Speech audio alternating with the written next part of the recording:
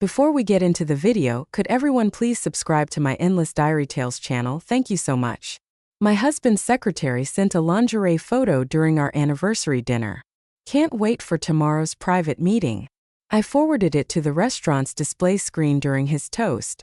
The champagne glass slipped from his hand as 200 guests witnessed his secret life unfold in high definition. The champagne glass slipped from Christian's hand as the lingerie photo of his secretary flashed across the massive display screen behind him. 200 guests at the Harrington Hotel's grand ballroom collectively gasped. I remained seated, my hand still on my phone, watching 5 years of marriage disintegrate in high definition. Can't wait for tomorrow's private meeting.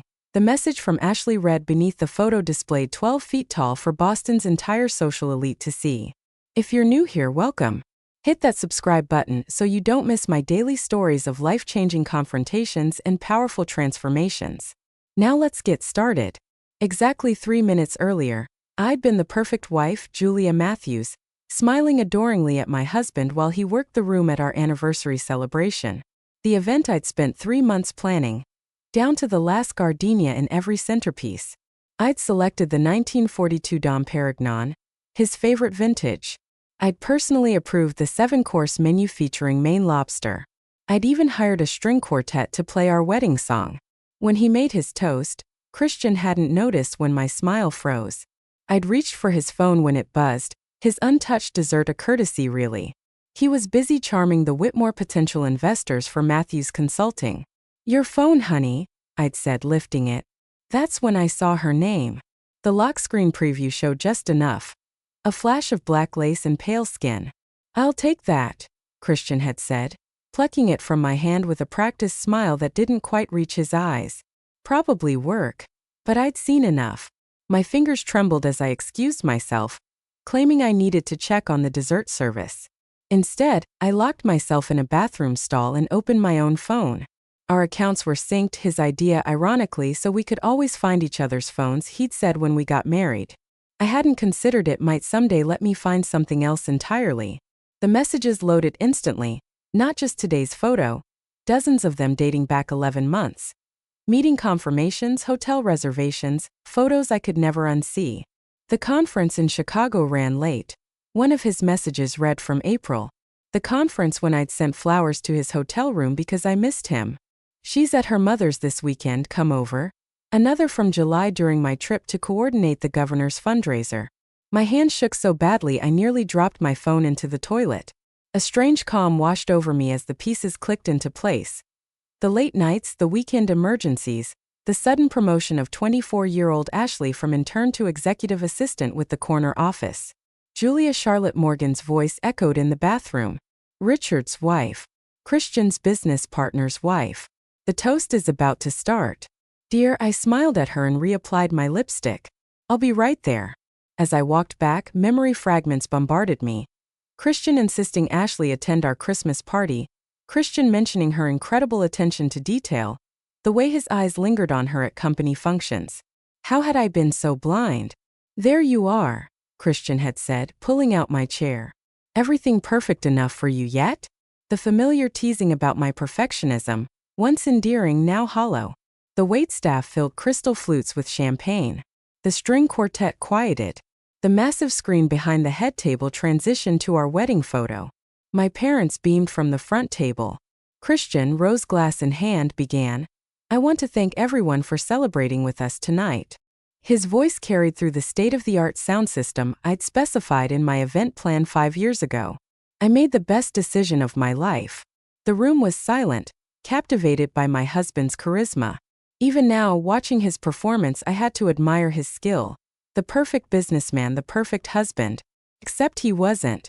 My fingers moved before my brain fully formed the plan. The AV system I'd coordinated the installation with the hotel 2 years ago still used the same login credentials. A careless oversight in their security. I suddenly appreciated Julia teaching me every day about honesty. Christian continued as I accessed the system from my phone about transparency. I selected Ashley's photo from the message thread. Transparency indeed. To my beautiful wife, Christian raised his glass. "Here's to many more years of trust, Stan." That's when I hit send. When his glass slipped from his fingers and shattered on the floor. When the murmurs began. When Senator Wilson's wife covered her daughter's eyes. Julia, what the hell? Christian whispered frantically, his face draining of color as he recognized the image, as he recognized the words beneath it. Can't wait for tomorrow's private meeting. I stood slowly, straightening the midnight blue dress I'd spent weeks selecting. I believe your secretary already has your schedule for tomorrow covered, I said, loud enough for the front tables to hear. I watched, detached, as Christian lunged for his phone, as if he could somehow delete what 200 people were already seeing. His mother covered her mouth in horror. My father half rose from his seat, confusion morphing into understanding, then rage. Turn it off. Christian hissed at me, grabbing my arm. This isn't what it looks like. That's strange, I replied, my voice steadier than I felt. It looks exactly like your secretary in lingerie. You purchased with our joint credit card last month. The law PE set right. $1,500. You told me that charge was for client gifts. The event staff scrambled to shut down the display. Too late. Phones were already out. Boston's elite capturing the moment. Christian Matthews, rising star in financial consulting, was exposed. Not just the affair. Lies, the betrayal, the disrespect of doing this on our anniversary. You've ruined everything, Christian said, his grip tightening on my arm. I looked down at his hand, then back at his face. 5 years of memories flashed through my mind. Our wedding day, buying our Beacon Hill brownstone, holidays, dinner promises. No, Christian, I replied, removing his hand from my arm. You did that all by yourself. I turned away from him, from the wreckage of champagne and crystal and marriage, and walked out of the ballroom. Behind me, the chaos crescendoed, shouting, crying. The symphony of a public implosion. I made it to the hotel lobby before the first tear fell. Not from sadness but from something closer to relief. The weight of perfection, of being Christian Matthews' flawless wife, suddenly lifted, shattered like his champagne glass on the ballroom floor. Through the lobby windows I could see camera flashes, tomorrow's headlines taking shape, my world collapsing in real time. But for the first time in years I could breathe. The hotel doors swung open behind me as I stood in the crisp autumn air, my breath forming small clouds in the October night.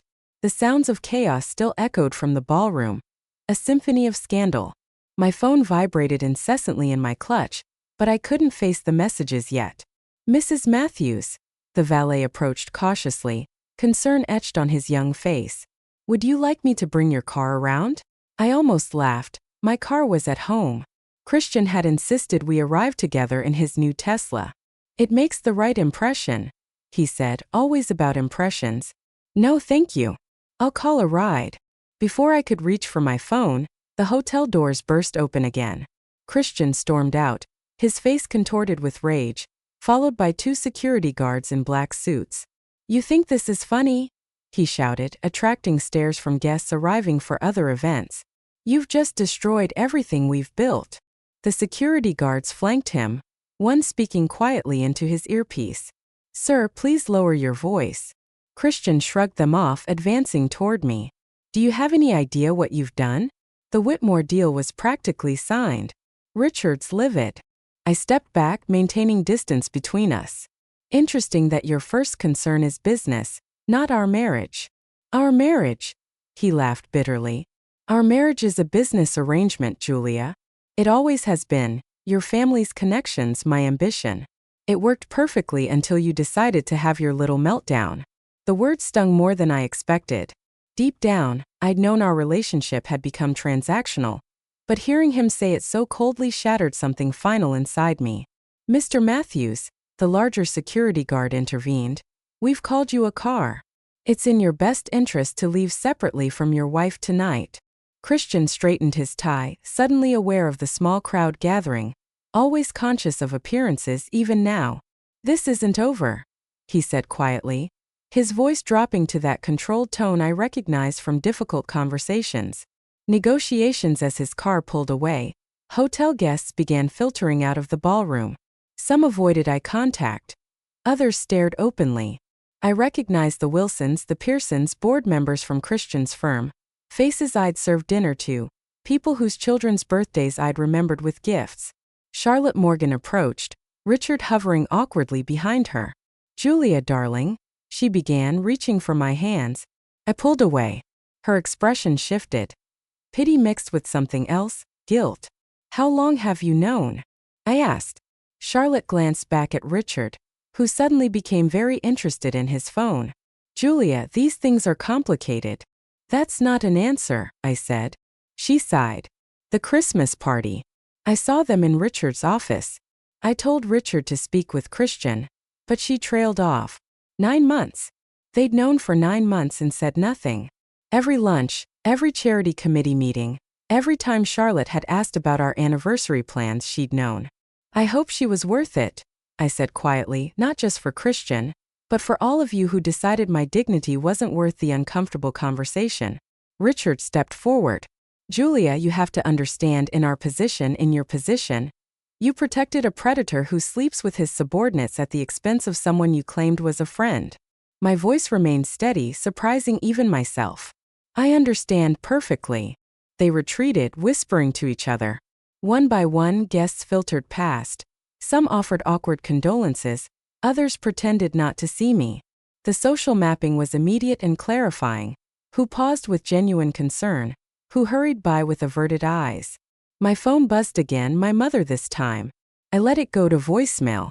Mrs. Matthews, a woman in a sleek pantsuit, approached, hand extended. Melissa Winters, Boston Globe. I vaguely recognized her from local society coverage. I'm not giving statements tonight. I understand, she lowered her voice, but you should know Ashley Daniels isn't the first. I've been investigating Matthews Consulting for months. There's a pattern. My stomach tightened. What kind of pattern? 3 secretaries in 5 years, all young, all promoted rapidly, all suddenly pursuing other opportunities after about a year. She handed me her card. When you're ready to talk, call me. And you might want to check your husband's encrypted emails. The password is usually your anniversary. Men like him are predictable that way. She melted back into the crowd before I could respond. I stared at her card, turning it over in my fingers. A town car pulled up, and the driver called my name. I hadn't ordered one. Compliments of the hotel, the valet explained. The manager thought you might prefer privacy. I slid into the back seat, giving the driver my address as we pulled away. I opened my laptop, the one I brought to show anniversary photos during the dinner, the one that, like our phones, was synced to our home network. Melissa's tip about the password worked on the first try. October 15, 19, our wedding date. A folder opened, revealing hundreds of emails between Christian and the firm's attorneys regarding divorce papers drafted 3 months ago. Financial strategies for minimizing settlements had a timeline that coincided perfectly with the Whitmore acquisition. He planned to leave once the deal closed and he made partner. Most damning was an email from last week. Julia's family connections had served their purpose. Once the Whitmore deal closed, we can proceed with separation. Her father's position on the board won't matter once I have controlling interest. It was an investment that had matured, a stepping stone he no longer needed. Additional emails detailed the severance packages of 2 women before Ashley, non-disclosure agreements, and generous payments from the company's discretionary fund that I helped manage. I'd been financing my husband's affairs. As the car turned onto Beacon Hill, my phone rang again. A local number I didn't recognize. Mrs. Matthews, this is David from technical support at Harrington Hotel. I thought you should know the footage from tonight is already online. I'm sorry we tried to contain it. Of course, in the age of smartphones, nothing remained private. By morning, everyone would have seen everything. Strangely, I felt no additional shame. The worst had already happened. The secret was out. What remained was what to do with this newfound terrible freedom. The car pulled up to our brownstone. Lights blazed inside. Christian had beaten me home. I instructed the driver to keep going. Where to, ma'am? He asked. For the first time in 5 years, the answer wasn't predetermined by someone else's expectations. The Fairmont, I decided. I needed a room for the night and time to plan my next move. The Fairmont's presidential suite felt both luxurious and lonely. I booked it on impulse. If I was going to fall apart, I might as well do it with a view of Boston Common. But morning arrived with surprising clarity. Instead of the emotional collapse I expected, I sat cross-legged on the king-sized bed, surrounded by printouts of Christian's emails. A night of sleepless investigation had revealed more than infidelity. It had exposed a calculated business strategy with me as a disposable asset. My phone rang for the 20th time since dawn. Christian again. I silenced it and dialed another number instead. Jensen Security, a crisp voice answered. This is Julia Matthews. I need the security codes changed at 4 to Acorn Street immediately. Of course, Mrs. Matthews. We have you authorized on the account. Any specific preferences for the new code? I glanced at Christian's emails. October 15, 26. The date he planned to file for divorce. Done. Would you like us to inform Mr. Matthews of the change? No, thank you. I'll handle that personally. I gathered my things and checked out, instructing the concierge to have a locksmith meet me at the brownstone. The ride across Boston gave me time to prepare mentally. This wasn't just the end of my marriage. It was the beginning of something else entirely. The brownstone sat quiet. I arrived home and found it quiet and empty. Christian hadn't returned after discovering his keycard was deactivated, likely sleeping at his club or with Ashley. The locksmith made quick work of the physical locks, handing me new keys with a sympathetic nod. Read about it online, he said gruffly. My ex did something similar. You're better off without him. Word had spread faster than I'd anticipated. By noon, I'd secured the house, activated the new security system, and ensured Christian could not enter without my permission. A small victory, but empowering nonetheless. I was examining financial records in Christian's office when the pounding started. Julia, open the damn door. Christian's voice echoed through the entryway. This is ridiculous.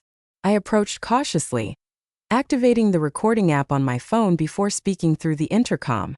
The house is in both our names, Christian. You're welcome to contact your attorney about access. By attorney? Are you serious? His voice cracked with disbelief. After your little stunt last night, you're lucky I haven't called mine. Do you have any idea what you've done to my reputation? I leaned against the door. About the same thing you did to our marriage, I imagine. Let me in. We need to talk like adults. We are talking. And I'm recording this conversation for my protection. Then his voice softened dangerously. Jules, please. It was a mistake. Ashley meant nothing. It was just physical. You and I have built a life together. I remained silent, recording his performance. Think about what this does to your career, he continued. Your clients won't want their event planner involved in a public scandal. Your mother's charity board will ask you to step down. Is that what you want? Throw everything away over one indiscretion. When I didn't respond, his tone shifted again. Fine. You want to play hardball? I made you, Julia. Your little event planning business was nothing before my connections. Your family might have the name, but I gave you legitimacy. Nobody will hire you after this. Each threat, each manipulation tactic recorded clearly on my phone, evidence of who Christian Matthews truly was. Your father's position on the board can't protect you, he continued, unaware he was digging his own grave. I've got enough on him to ensure he stays out of this. That caught my attention. What did he have on my father? I returned to Christian's office, searching files with new purpose. In his private safe, the combination unchanged since our wedding, I found a USB drive labeled Matthews Insurance. The contents were enlightening. Documentation of my father's role in covering up a harassment suit 5 years ago. The pieces fell into place. Why my family had been so insistent I marry Christian despite the age difference. Why they pressured me to plan events showcasing his firm. I wasn't just Christian's stepping stone. I was my family's shield. My phone rang again, my mother this time. I answered, still processing my discovery. Julia Elizabeth Matthews, what were you thinking? Her voice dripped. With controlled fury, do you have any idea the position you've put this family in? Hello to you too, mother. Don't be flippant. Your father is fielding calls from every board member. The Whitmores have withdrawn their investment interest all because you couldn't handle a private matter privately. I clutched the USB drive. You knew, didn't you, about Ashley, about the others? Her silence confirmed it. Matthew's women manage these matters privately, she finally said. Your grandmother did. I did. That's how families like ours survive. You air your dirty laundry in public, and suddenly generations of respect disappear. Generations of silence. You mean generations of women looking the other way while their husbands do whatever they want. Don't be dramatic. It's a simple transaction.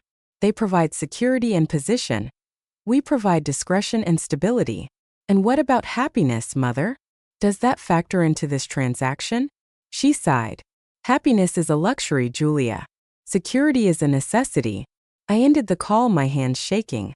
Even my own mother considered my a reasonable sacrifice for social standing. Outside, Christian had finally given up pounding and resorted to sitting on the steps, creating a spectacle for our neighbors. I watched him through the security camera.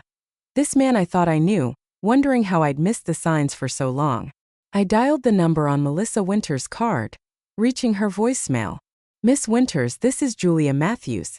I believe I have information relevant to your investigation. Call me. My next call was to Samantha Dane, whose reputation for handling high-profile divorces with lethal precision had earned her the nickname the Executioner in legal circles. Mrs. Matthews, she answered directly. I've been expecting your call. Of course she had. Boston's legal elite would be circling like sharks. I need a divorce, I said simply. Just a divorce? Her voice held a knowing edge. Or justice? I looked at the evidence spread across the desk. Financial records showing company funds used for personal gifts, emails plotting his business coup using my family connections, documentation of systematic harassment. Both, I decided. And I have everything you need to get it. Come to my office tomorrow at 9 a.m. Bring everything. And Mrs. Matthews, change your bank passwords immediately. As I hung up, Christian's final pounding assault on the door began. This isn't over, Julia, he shouted. You'll regret this. I talked to the window, making myself visible to him. No, Christian, I said, though he couldn't hear me through the glass. For the first time in 5 years, it's actually just beginning. I closed the curtains on his raged face, turning back to the documentation of his betrayal, the foundation of our life together cracking beyond repair. 3 weeks passed in a blur of legal depositions, frantic phone calls, and sleepless nights. The divorce proceedings had begun with spectacular acrimony, Christian's legal team painting me as an emotionally unstable woman who had orchestrated a public humiliation over a simple misunderstanding. My social media accounts filled with both support and vital strangers taking sides in a private catastrophe turned public spectacle. I sat in the back room of Julia's cafe on Newberry Street, nervously arranging packets on each chair. Tonight marked my first public appearance since the incident, not as Christian Matthews' wife, but as founder of the newly established Boston Workplace Justice Initiative. The projector was set up. Melissa Winters said, testing the connection. The Boston Globe reporter had become an unexpected confidant. Her investigation into Matthews Consulting was now an ongoing series that had gained national attention. Are you ready for this? No, I admitted, straightening a stack of brochures. But I'm doing it anyway. The room gradually filled, mostly with women, some I recognized from Christian's firm, and other strangers who had reached out after reading Melissa's articles. In the back row sat Samantha Dane, my attorney, her expression betraying nothing as she observed the gathering. At 7 p.m. sharp, I stepped to the podium, hands trembling against the wooden surface. Thank you for coming. I began, my voice steadier than I felt. 3 weeks ago, my life imploded in public. What started as a private betrayal became something larger when I discovered I wasn't alone. I gestured to a slide showing the statistics Melissa had uncovered. 17 women who had held executive assistant positions at Matthews Consulting over 8 years. 13 who had left abruptly with generous severance packages and ironclad NDAs. This isn't about my failed marriage, I continued. It's about a pattern of behavior that companies protect and society ignores. Tonight is about changing that narrative. As I spoke, I noticed a commotion at the door. 2 women entered, glancing around nervously. I recognized them immediately from photos in Christian's personnel files. Elizabeth Hadley and Monica Chin, his previous executive assistants before Ashley. We'd like to speak, Elizabeth said when I paused. If that's all right. Their testimonies were devastating, detailed accounts of manipulation, inappropriate advances, and implied professional consequences for resisting. Monica described being relocated to a different department after refusing a weekend trip. Elizabeth explained how her promotion came with unexpected requirements that she eventually rejected, resulting in her abrupt departure. I signed the NDA because I needed the severance, Elizabeth explained. But seeing what happened to you, Mrs. Matthews, I can't stay silent anymore. As the evening continued, more stories emerged, not just about Christian but about a pervasive culture across Boston's financial district. By the end, we had formed committees, created resource lists, and established a legal defense fund for women fighting workplace harassment. The next morning, the Boston Business Journal ran the headline, "Matthews Scandal Spawns Movement. Former Executive's Wife Leads Workplace Reform Initiative." Beneath it, a photo of me surrounded by Christian's former employees. Christian's response came swiftly, a press release citing tremendous work pressure and temporary personal difficulties as explanations for his isolated lapse in judgment. His attorney released a statement claiming, "I had orchestrated the entire scandal to extract a larger divorce settlement. Most painful was the suggestion that my inability to have children had created emotional instability that led to my disproportionate reaction to a minor indiscretion." I read his statement in my attorney's office, a strange calm settling over me. "He's desperate," Samantha observed. "The SEC investigation has him cornered." The financial evidence I discovered had triggered a formal inquiry into Matthews Consulting's accounting practices. Christian's plans to establish a competing firm with diverted client funds now face serious scrutiny, with the SEC freezing several accounts pending investigation. "How are you holding up?" Samantha asked, setting aside legal documents. "I've been better," I admitted.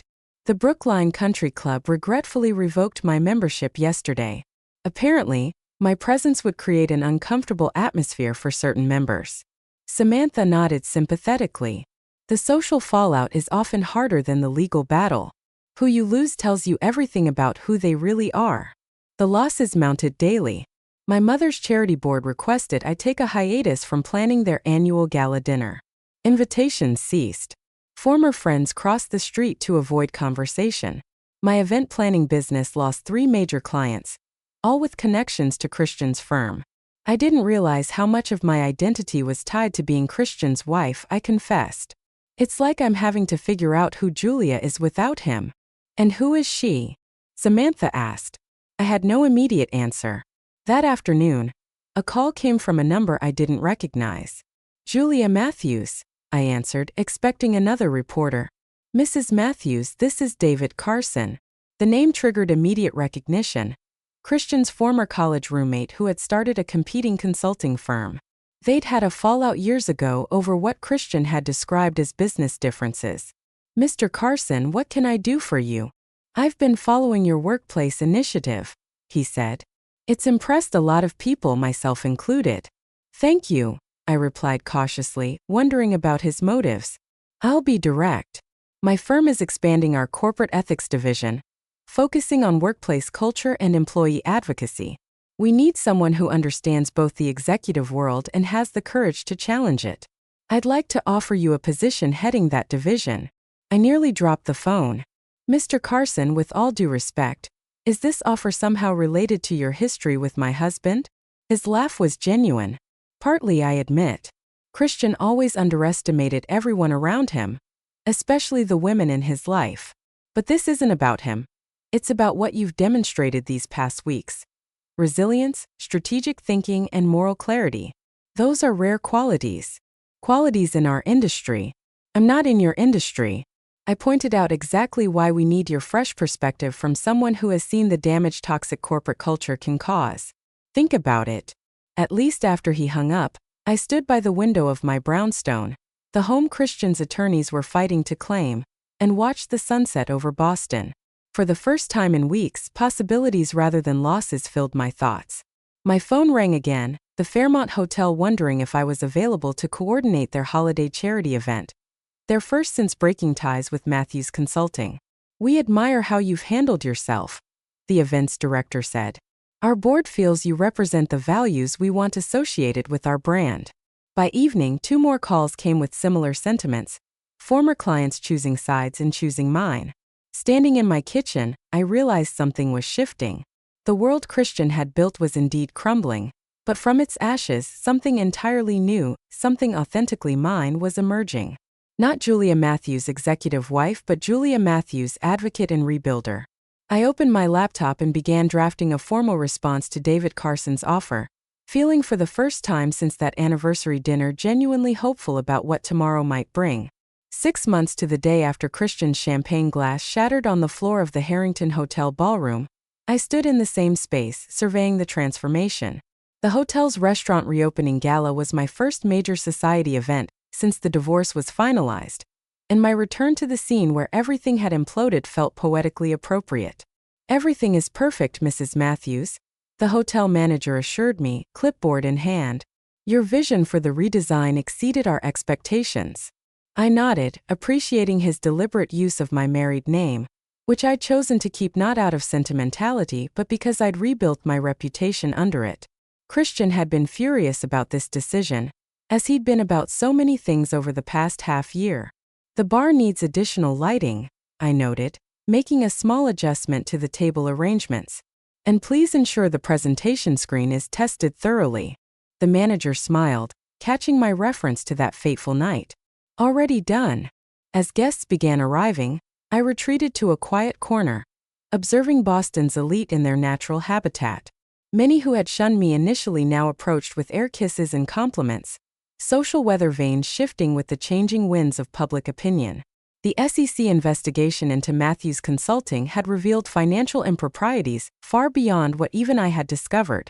Vindication that came with its own complex emotions. "Julia!" A familiar voice behind me sent a chill down my spine. I turned slowly to face Christian, thinner than I remembered. The confident gleam in his eyes dimmed. His once impeccable suit hung slightly loose on his frame. "You look well," he said, his voice softened with what I once would have mistaken for sincerity. "Thank you, I didn't expect to see you here." He glanced around, clearly aware of the watchful eyes. "I thought we could talk privately. We have nothing to discuss that our attorneys haven't already covered. This isn't about legal matters." He lowered his voice. "I've been in therapy, real therapy, not the corporate counseling nonsense. I've been doing the work, Jules." The nickname landed like a stone in my stomach. "I'm glad for you," I replied evenly, "but that doesn't change anything between us. I know I hurt you. I know I made terrible mistakes." His eyes glistened with what appeared to be genuine tears. "But people can change." "I've changed." For a moment I felt the pull of the familiar, the charismatic man who had once convinced me he hung the moon. Then I remembered the recordings provided by Elizabeth and Monica, transcripts of nearly identical conversations where Christian had promised transformation, offered tearful apologies, only to repeat his behavior with the next woman. "Your therapy records were submitted in the Lewis case," I said quietly, referring to the workplace harassment lawsuit where I testified the previous month. "You've said these exact words before," Christian to Elizabeth to Monica word for word. His expression hardened momentarily before recovering. "That was different. They weren't you. What we had was a transaction." I echoed my mother's cold assessment. "Your ambition, my family connections. You said it yourself outside this very hotel." I was angry. People say things they don't mean when they're angry.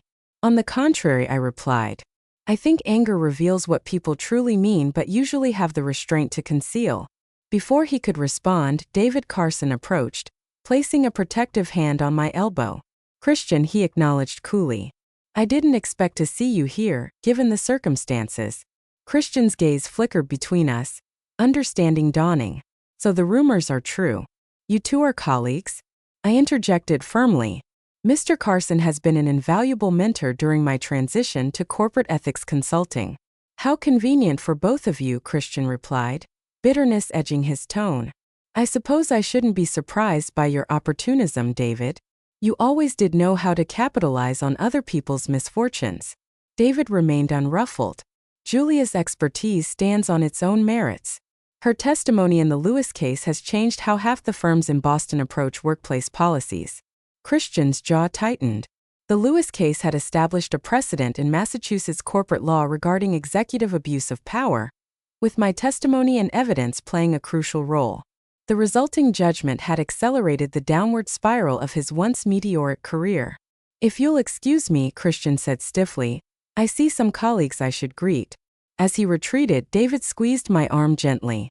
"You handled that beautifully." "Practice makes perfect," I murmured, watching Christian disappear into the crowd, though I didn't expect. That damning photo to the restaurant's display screen during Christian's toast, I felt not just free but grateful for the revelation, for the collapse, and most of all for the woman I discovered beneath the rubble of my perfectly curated former life.